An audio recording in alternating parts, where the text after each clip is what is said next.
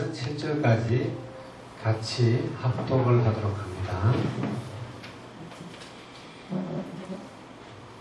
시작. 요시야가 왕위에 오를 때에 나이가 8세라. 예루살렘에서 31년 동안 다스리며 여호와 보시기에 정직하게 행하여 그의 조상 다윗의 길로 걸으며 좌우로 치우치지 아니하고 아직도 어렸을 때에 곧 왕위에 있은 지 8년에 그의 조상 다윗의 하나님을 비로소 찾고 제12년에 유다와 예루살렘을 비로소 청결하게 하여 그 산당들과 아세라 목상들과 아로세리 우상들과 고 만든 우상들을 제거하여 버리며 무리가 왕 앞에서 바알 제단들을 헐었으며 왕이 또 그 제단 위에 높이 달린 태양상들을 짓고 또 아세라 우상들과 아로세리 우상들과 구워 만든 우상들을 바 가루를 만들어 제사하던 자들의 무덤에 뿌리고 제사장들의 뼈를 제단 위에서 불살라 유다와 예루살렘을 정결하게 하였으며 또 므낫세와 에브라임과 시몬과 납달리까지 사면 황폐한 성읍들도 그렇게 행하여 제단들을 허물며 아세라 목상들과 아로세리 우상들을 바 가루를 만들며 온 이스라엘 땅에 있는 모든 태양상을 짓고 예루살렘으로 돌아왔더라. 아멘. 지금 우리가 지금 5월달에 계속 보고 있는 것은 구약의 신앙계획자라고 해야 되나? 종교계획자라고 해야 되나? 하여튼 개혁한 인물들을 이렇게 보고 있습니다. 오늘은 마지막으로 요시야에 대해서, 요시야 왕에 대해서 우리가 나누게 됩니다. 이제 요시야 왕이 지나고 그 다음에도 이제 신앙 부흥 운동이 계속 뒤에도 일어나죠. 이제 선지자들을 통해서도 일어나고 나중에는 또 교회사에서는 믿음의 사람들 또 종교개혁자들 이렇게 쭉 이어집니다. 오늘 특별히 요시야를 통해서 우리가 좀 몇 가지를 생각해 보려고 합니다. 요시야 왕은 완전히 우상을 제거한, 그리고 사무엘 이후에 6월절을 가장 철저하고 가장 성경에서 가르친 대로 6월절을 회복했던 그런 왕이에요. 자, 어떻게 요시야가 이렇게 믿음의 이런 결단을 하고 다윗의 길을 가게 되었느냐 하는 걸 우리가 한번 생각해 봐야 되는데, 1번에 보게 되면은 유다 왕이었던 아몬이 암살되고 8세였던 요시야가 왕이 되었습니다. 여러분 8살 되던 요시야가 8살에 뭘 알겠어요? 우리 주일학교 아이들 그런 수준인데, 그렇죠, 그죠? 그런데 우리가 여기서 힌트를 얻을 수 있는 것은 그 어머니 여디다의 가르침이 있었다, 이제 이렇게 우리가 볼 수 있습니다. 그래서 엄마의 역할이에요. 엄마가 어떤 역할을 했느냐가 너무너무 중요하단 말이에요. 우리는 모세를 보면서 모세가 어떻게 해서 창세기를 기록할 수 있었느냐 하는 거예요. 모세가 어떻게 해서 창세기를 기록했겠어요? 한참 전의 이야기잖아요, 그죠? 아담 때부터 시작해서 처음 인간은 하나님의 형상으로 지어졌다라는 것과 에덴을 이야기하고 안식이 뭔가를 이야기하고 인간의 근원적 문제가 뭔가를 이야기하고, 그리고 창세기 3장 문제죠, 우리가 알듯이. 그리고 창세기 6장의 홍수 사건을 이야기하고, 또 11장의 바벨탑 사건을 이야기하고, 한 사람 조상 아브라함을 불러내갖고 어떻게 이스라엘이라는 민족을 만들어가는가 하는 걸 쭉 설명한 것이 창세기입니다. 근데 모세가 바로 왕궁에서 자랐는데 어떻게 이걸 할 수 있었느냐? 창세기를 기록할 수 있었느냐? 우리는 힌트를 그 어머니 요게벳에 썼죠. 그죠? 요게벳이 모세의 유모로 들어가가지고 모세를 양육하면서 철저하게 하나님의 말씀과 그 언약에 대해서 교육을 한 겁니다. 그것처럼 유다왕 지금 요시야도 그 어머니가 요시야를 성경을 가르치고 복음을 알도록 가르쳤다라. 그래 어머니 역할이 너무너무 중요해요. 요즘 어머니들은 대부분 아이들을 망쳐놔요. 여러분 그런 어머니 되지 마세요. 너무 아이를 연약하게 만들어. 모든 걸 다 해주고 아이 원하는 대로 해주다 보니까 아이가 자기도 모르게 너무 자기중심적이고 이기적이고 혼자 있으면 외로워서 견딜 수 없고 둘이 있으면 갈등 생기고 그래서 갈등도 안 생기고 외롭지도 않게 하려고 PC라든지 뭐 이런 게임기라든지 이런 거 가지고 또 애들 있게 하고 지금 이제 제일 요즘 아이들의 문제가 그런 어떤 사회성의 문제예요. 그래서 우리 그 집에도 이제 아이들이 이렇게 오면은 그 어머니나 아버지한테 그 이야기를 꼭 합니다. 혹 오면은 요즘 아이들은 혼자 방을 쓰려고 그래요. 혼자 방을 써도 요즘 아이들이 외롭지 않는 방법을 터득했어요. 그게 PC와 게임, 스마트폰이야. 그 아이들 별이잖아요. 그러면서 자기밖에 모르는 아이로 이렇게 자꾸 성장하는 거예요. 게임하는 거는 우리가 잘 알듯이 게임 내용은 아마 대부분이 파괴하고 죽이고 이런 걸 거예요. 이런 것들이 우리 아이들의 내면 세계를 만들어 가는데 그 무의식과 잠재의식 속에 그런 파괴적이고 살인적인 것을 계속 만들어 간다는 걸 엄마들이 잘 몰라요. 그래서 여러분들은 좀 내하고 마음이 안 맞아도 다른 사람들하고 함께 할 수 있는 그런 훈련을 하시기 바랍니다. 그래서 이제 어머니가 굉장히 중요한 거예요. 아이들을 약하게 키우면 안 되는데 강하게 키워야 된다. 어떤 문제가 오고 사건이 와도 그 안에서 하나님의 계획을 발견할 수 있게 하고 그 문제를 뛰어넘어 뭐로 말미암아 강한 아이로 만들어야 되는데 요즘 엄마들은 그렇지 않아요. 다 해줘. 가려운 거 다 긁어줘. 그래. 아무것도 못한 아이를 만드는 거예요. 그래서 아이를 특히 엄마가 문제예요. 엄마들이 아이를 키우는 사람들이기 때문에 굉장히 중요하다. 그래서 여기 요시야의 어머니가 8살 된 왕 요시야에게 하나님의 말씀을 가르치고 언약이 뭔가를 가르쳤다라. 그렇지 않으면은 요시야가 그렇게 언약의 사람, 종교개혁의 사람이 될 수가 없어요.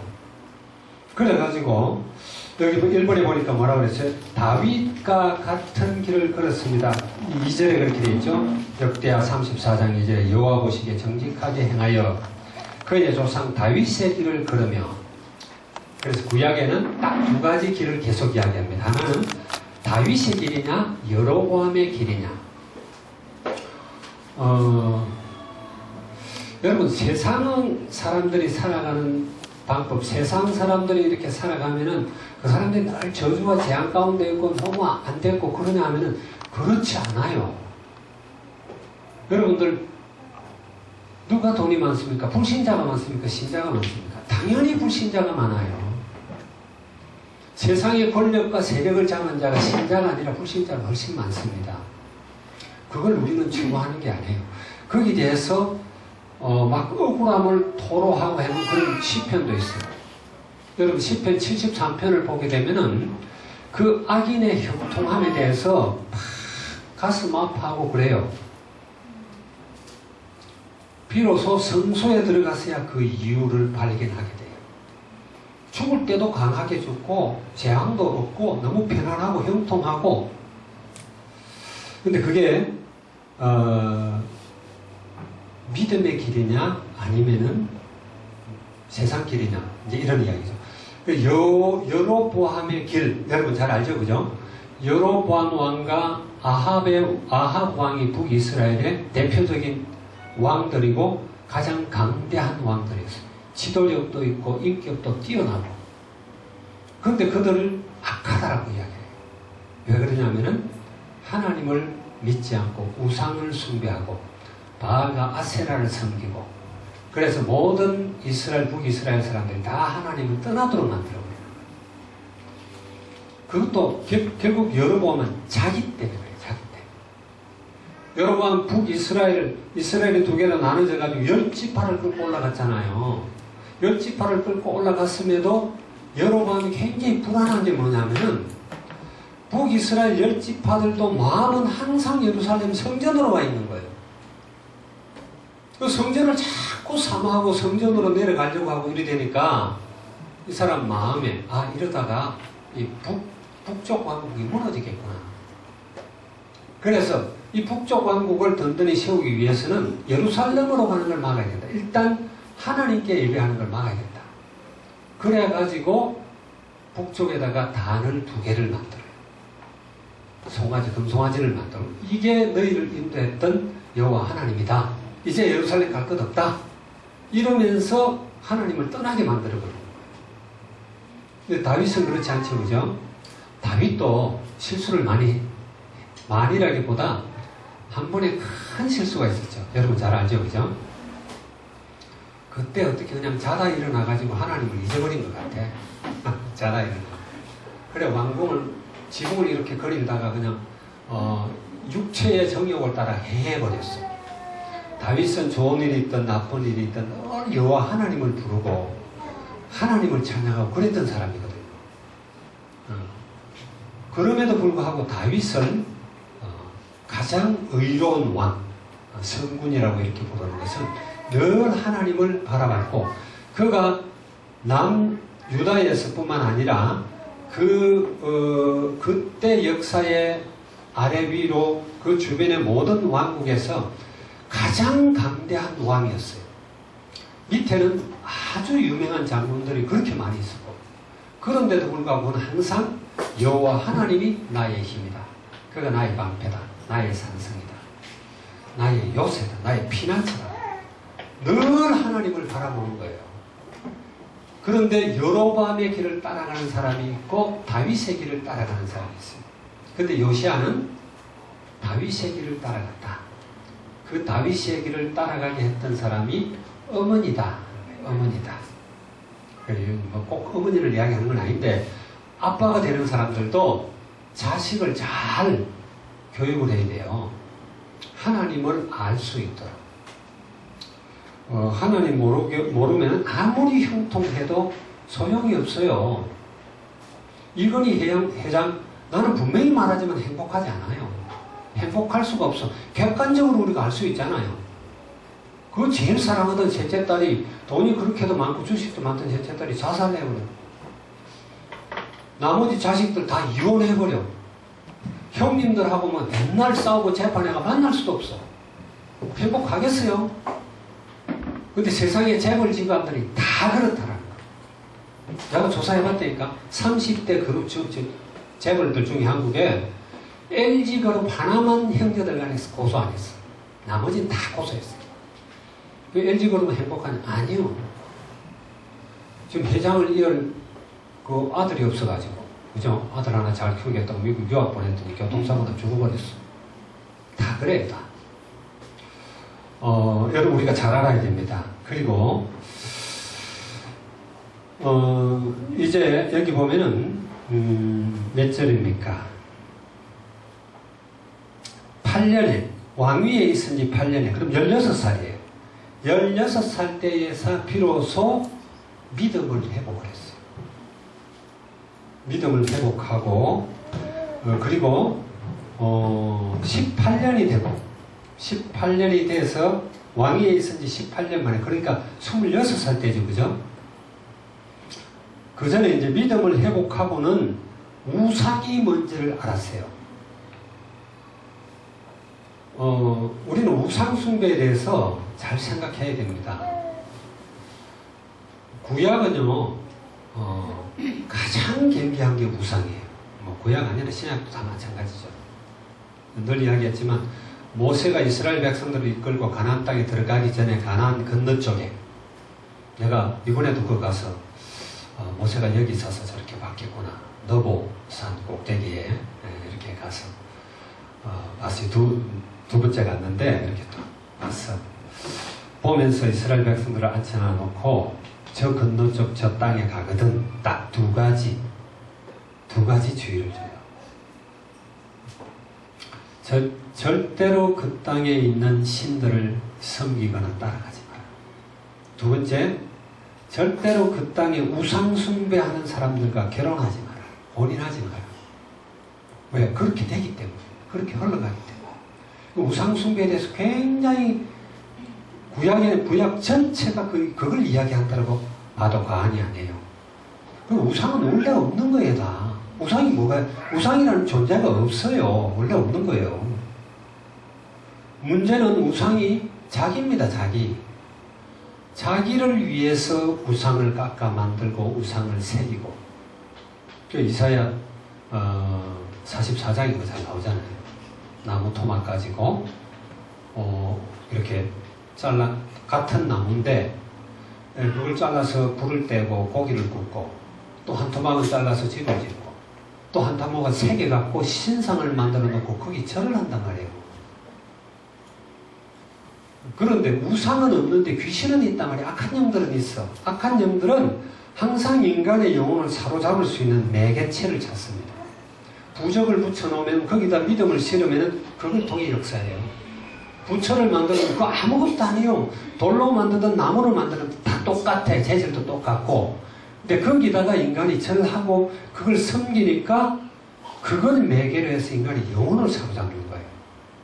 옛날에 시골에 가면은 동네 어귀에 큰 고목나무 이런 걸 갖다 성황담으로 만들어 놔놓고 그 새끼줄 매놔놓고 뭐 정월 대보름 2월 바람 3월 3제 4월 초팔 올 다음 이런 거 되면 늘 그냥 그 뭐 떡 갖다 놓고 사과 갖다 놔놓고 절하고 이래 하잖아요. 그리 하니까 그 나무를 매개로 하고 그 마을의 영혼들을 잡는 거예요. 그렇지 원래 우상은 없는 거예요. 그런데 자꾸 우상을 만든단 말이에요. 우리가 이걸 조심을 해야 되고 그래서 이 사람이 20살 될 때 성전을 깨끗하게 청소하고 모든 우상들을 제거했다. 여기 태양상 이야기도 나오죠. 그죠? 태양신 숭배는 하여튼 어느 나라를 가나 다 해요. 전부 다 하고 있습니다. 특히 유럽에 가면은 특히 가톨릭 안에 가면은 너무 그게 뚜렷하죠. 그죠? 그래서 가톨릭이 뿌리가 고대 바벨론 종교구나. 그런 걸 알 수가 있어요. 가톨릭 교회 안에 있는 마리아상, 그거는 성경에 나오는 마리아가 아닙니다. 성경에 나오는 마리아가 태어나기 전부터 있던 신상들이에요. 그거 우리가 알아야 돼요. 자, 그리고 18년 만에 성전을 정결하게 했다. 이제 26살 때 성전을 갖다 수리하고 이렇게 하면서 특별히 헌금함을 갖다가 쏟았는데 헌금함 속에서 율법책이 나온 거야. 이걸 보고 율법책을 그 제사장 힐기야한테 읽으라 그러고는 그 율법을 들으면서 요시야 왕이 자기 옷을 찢었다. 왜냐하면 그 앞에 있던 왕들이 그 율법을 지키지 않고 이래가지고 이스라엘 나라에 온갖 재앙을 다 불러들였고 하나님을 다 떠나게 만들어버렸더라. 그래서 요시야 왕 전에 이미 아모니 왕이 할 때 그때 하나님이 아주 하나님의 이름을 걸고 맹세를 했어요. 이스라엘 백성 유다를 다 멸망시켜버리겠다. 자, 그래가지고 요시야는 너무나 의로운 왕인데도 불구하고 그 요시야 왕이 우리 이제 결말을 이렇게 보게 되는데 먼저 유월절을 준수했다 그랬지 그죠? 사무엘 이후에 온전한 유월절을 지킨 것은 처음이에요. 물론 히스기야도 했고 다 했지만은 요시야 왕처럼 완전한 유월절을 지킨 적이 없어요. 그리고 이제 언약궤를 두고 이렇게 했는데 여기 이제 35장에 보면은 35장에 이런 이야기가 나옵니다. 우리 20절에서 24절까지 35장 20절에서 24절을 한번 읽어볼까요? 자, 이 모든 일 후 곧 요시아가 성전을 정돈하기를 마친 후에 애굽 왕 느고가 유브라데 강가에 갈그미스를 치러 올라왔으므로 요시아 왕이 나가서 방비하더니 느고가 요시아에게 사신을 보내어 이르되 유다 왕이여 내가 그대와 무슨 관계가 있느냐 내가 오늘 그대를 치르려는 것이 아니요 나와 더불어 싸우는 족속을 치려는 것이라 하나님이 나에게 명령하사 속히 하라 하셨은즉 하나님이 나와 함께 계시니 그대는 하나님을 거스르지 말라 그대를 멸하실까 하노라 하나 요시아가 몸을 돌이켜 떠나기를 싫어하고 오히려 변장하고 그와 싸우고자 하여 하나님의 입에서 나온 느고의 말을 듣지 아니하고 여깃도 골짜기에 이르러 싸울 때에 활 쏘는 자가 요시아 왕을 쏜지라 왕이 그의 신하들에게 이르되 내가 중상을 입었으니 나를 도와 나가게 하라. 자, 그리고 24절에 보면 죽었다는 내용이 나오죠. 그죠? 자, 그렇게 의로운 왕이 왜 죽게 되느냐 하는 거예요.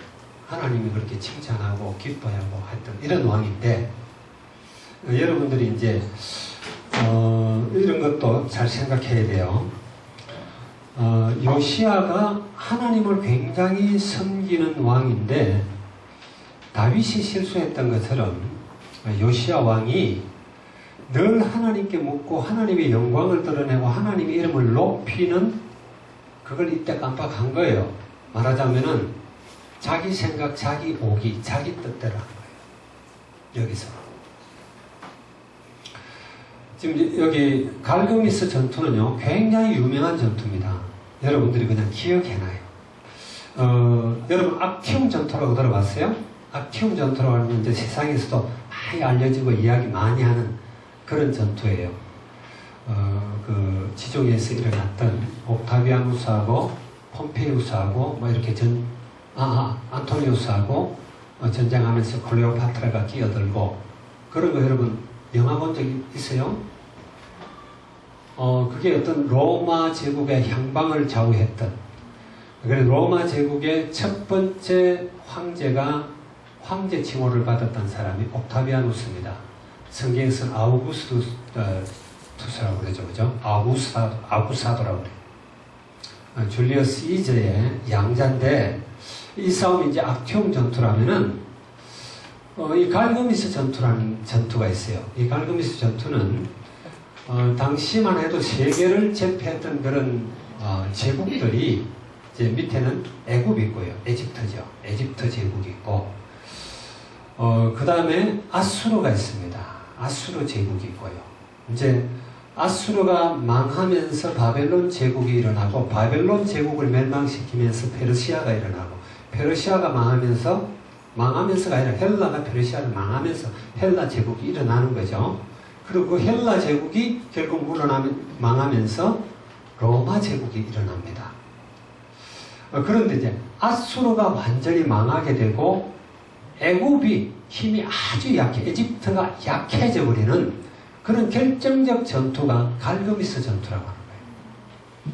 그 갈그미스라고 하는 지역이 있어요. 유프라테스 강이 있는 데 있는 지역인데 느부갓네살 왕이 바벨론의 왕이 연합군을 만들어 갖고 아수르를 쳐들어 갖고 BC 612년에 아수르 제국을 무너뜨려요.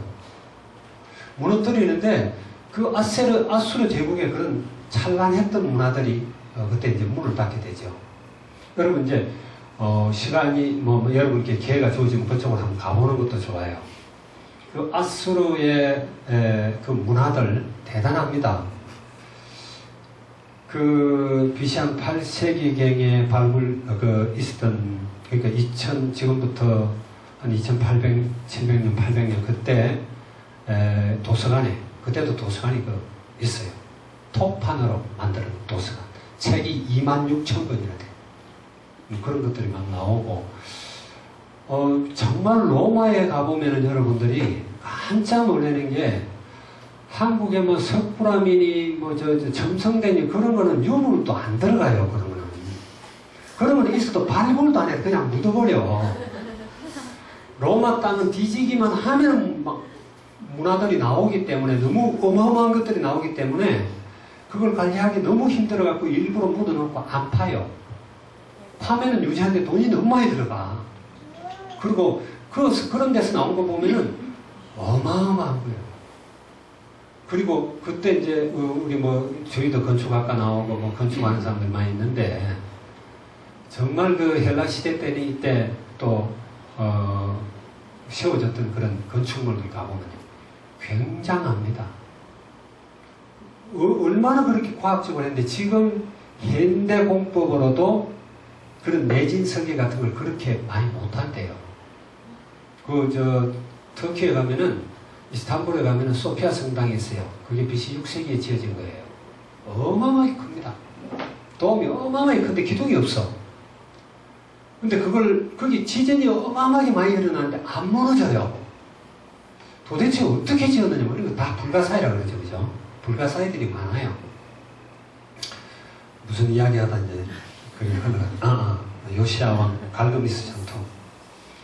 그래, 갈그미스 전투를 여러분 그냥 기억이라도 좀 하고 있어요. 이 갈그미스 전투는 아수르 제국이 완전히 멸망하고 612년에 멸망을 했는데 그럼에도 불구하고 아수르를 다시 부활시키려고 하는 그런 아수르 제국을 부활시키려고 하는 그런 부류들이 잔당들이 있었어요. 이 사람들이 유프라테스 강 근처에 갈그미스라고 하는 데서 제국을 다시 부활하려고 하는 그런 운동을 하고 있었어요.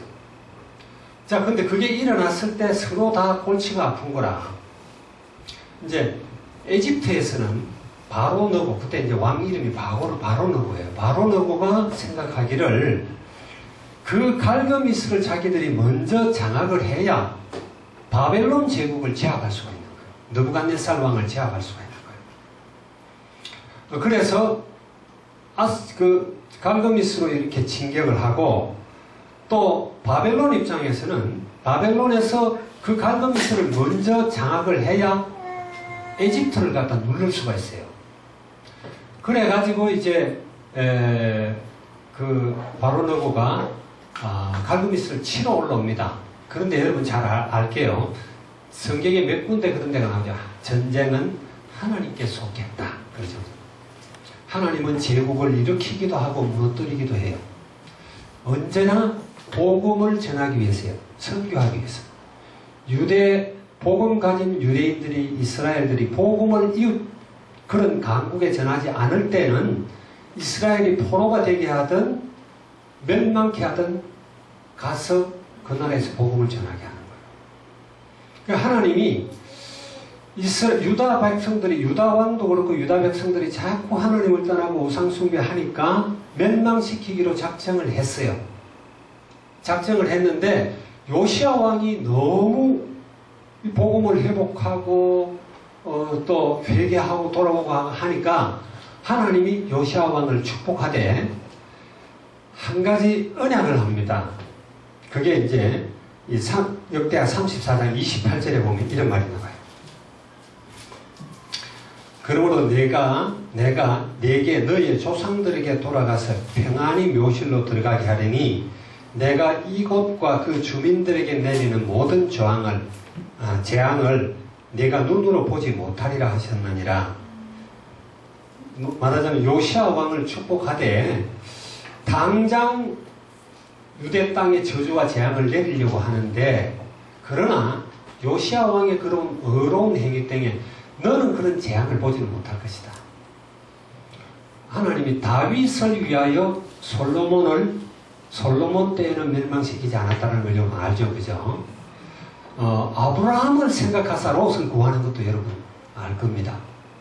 하나님이 요시야 왕을 사랑하사 그런 비참한 이스라엘 꼴은 안 보여주겠다라는 거예요.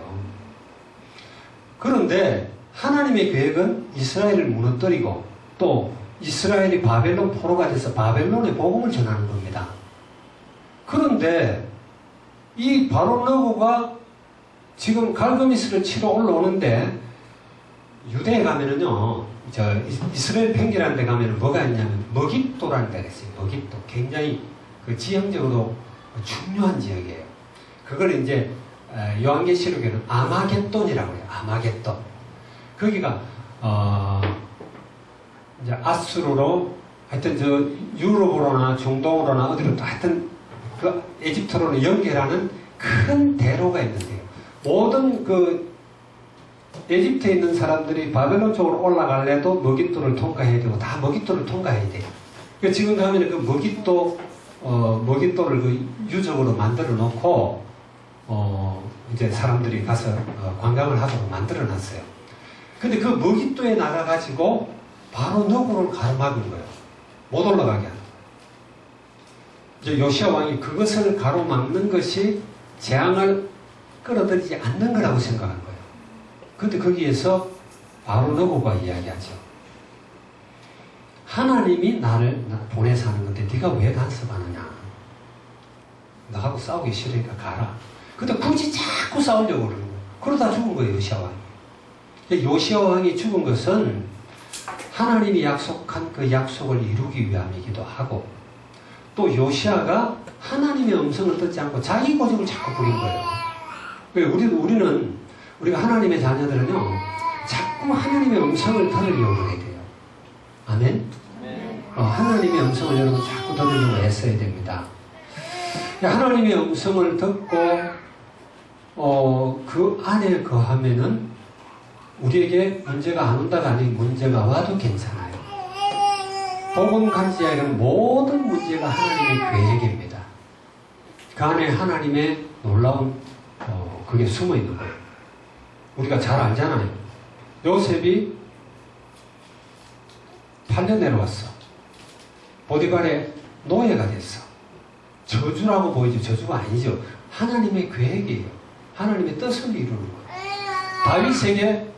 어린 다윗에게 골리앗이라는 큰 장군이 난 그게 문제가 아니에요. 하나님의 뜻을 이루는 거예요. 모든 성경의 사건들은 다 그렇습니다. 우리가 복음 언약 갖고 있으면 문제가 오되 그건 문제가 아니에요.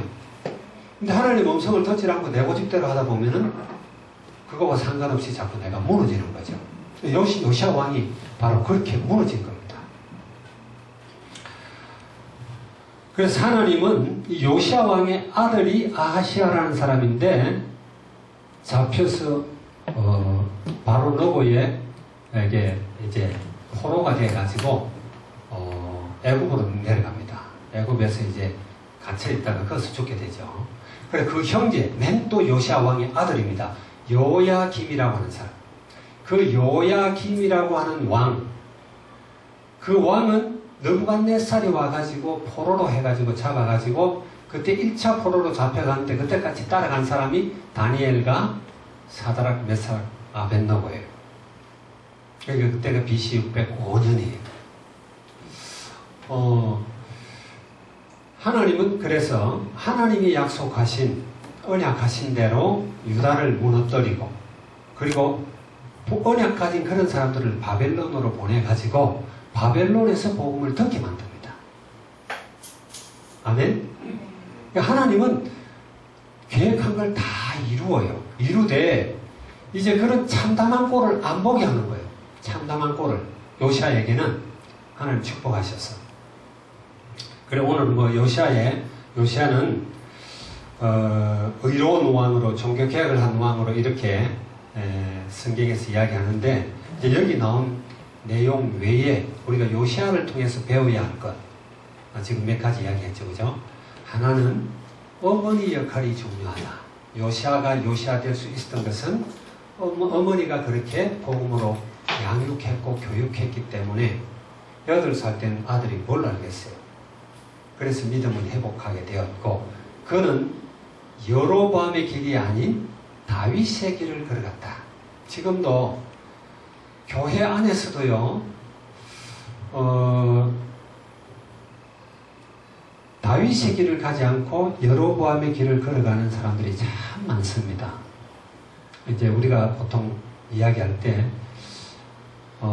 기복신앙이라고 그러죠. 그죠? 하나님 내게만 나를 축복하소서. 내게 이것을 주시옵소서. 뭐 이런 거. 아들 막 시험 칠 때 되면 막 가서 막 철학기도 하고 이런 거.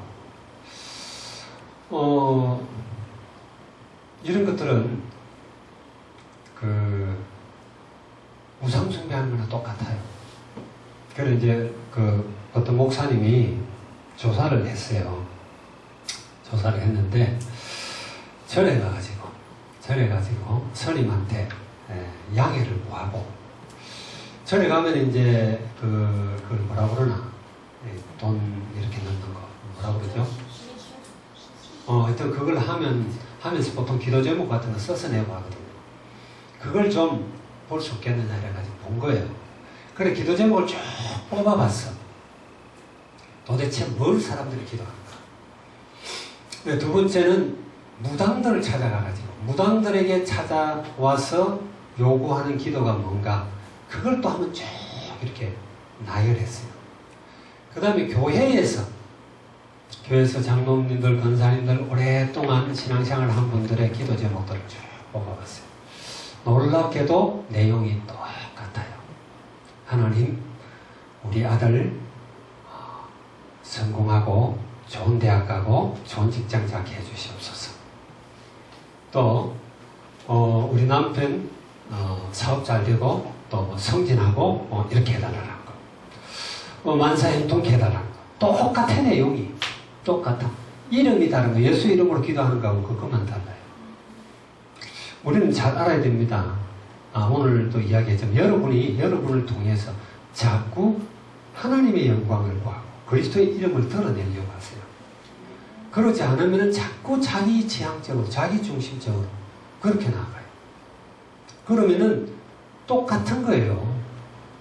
똑같은 거예요. 예수 이름만 부를 뿐이지 똑같은 거예요. 그리고 하나님은 그런 사람들에게 큰 축복 줄 수가 없습니다. 큰 거 맡길 수도 없어요. 이기적이고 어떻게 보면 굉장히 탐욕적이에요. 어떻게 보면 또 더 나쁘게 말하면 아주 천박한 탐욕.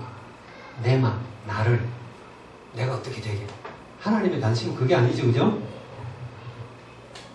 하나님의 영광을 드러낼 뿐만 아니라 이 복음을 많은 사람들에게 전하고 많은 사람들이 그 복음을 통해서 영원한 생명을 얻고 그 증인이 되는 거예요. 여러분들은 오늘 이 요시아의 요시아 왕의 내용을 이렇게 보면서도 좀 깊은 생각을 하시기 바랍니다. 요시아 왕처럼 의롭게 일평생을 살아왔음에도 불구하고 나도 모르게 내 욕심을 따라갈 때가 많이 있다라는, 하나님의 계획이 뭔가? 우리가 그래서 성령 인도라는 이야기를 듣잖아요. 성령의 인도를 받으려고 우리가 애를 쓴단 말이에요. 그런 축복을 여러분 누리기를 주의 이름으로 축원합니다. 기도하고 마치겠습니다. 좋으신 주님 감사합니다. 오늘 요시아라는 제목으로 요시아 왕이 어떻게 믿음을 회복했으며 어떻게 이스라엘의 만연한 우상들을 무너뜨리며 여호와 하나님만을 높였는지 이런 내용들을 우리가 나눴습니다. 뿐만 아니라 그럼에도 불구하고 요시아 왕이 하나님의 인도함을 받지 못하고 죽게 되고, 그러나 그것이 하나님의 계획을 이루고 언약을 이루는 사건임을 우리가 볼 수 있었습니다. 전능하신 주님, 우리 필리핀 안디옥교회 모든 우리 하나님의 자녀들을 축복하시고 우리 특별히 대청부를 주께서 복 주셔서 하나님, 이들이 정말 주님의 계획을 세밀히 알고 또 풍성히 누리며 주의 이름을 높이고 하나님의 영광을 드러내는 그런 믿음의 사람이 다 되도록 축복해 주시옵소서. 주님을 찬양합니다. 감사드리며 우리 주 예수 그리스도의 이름으로 기도하옵나이다. 아멘.